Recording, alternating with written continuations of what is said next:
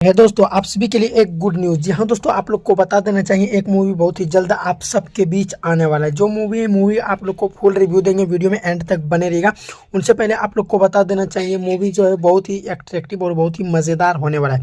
आप लोग को बता देना चाहिए अंजना सिंह अपने ऑफिशियल एडी से बताते हैं कि बहुत ही जल्द ये मेरा मूवी आने वाला है। क्योंकि इसका फर्स्ट लुक रिलीज कर दिया गया आप सभी के बीच। आप सबको बता देना चाहिए 10 घंटा पहले इसका फर्स्ट लुक रिलीज किया जाता है, जो कि अंजना सिंह अपना इंस्टा एडी से इसे पोस्ट करते हुए बताते हैं। आप लोग को बता देना चाहिए अजीत जी इसका डायरेक्शन करते हैं। उसी के प्रोड्यूसर रहते हैं संदीप जुरूना जी। उसी के साथ साथ आप ड्रॉप करते हैं विजय ए मंडल।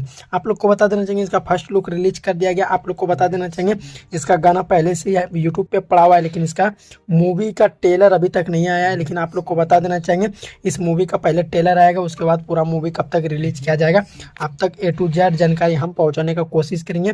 तो आप लोग को बता देना चाहिए अंजना सिंह, इसमें आप लोग को थोड़ा बता देना चाहिए अंजना सिंह और क्या कहते हैं संजना पांडे। जी हाँ दोस्तों, संजना पांडे और अंजना सिंह का काफ़ी हिट जोड़ी माना जाता है भोजपुरी इंडस्ट्री में।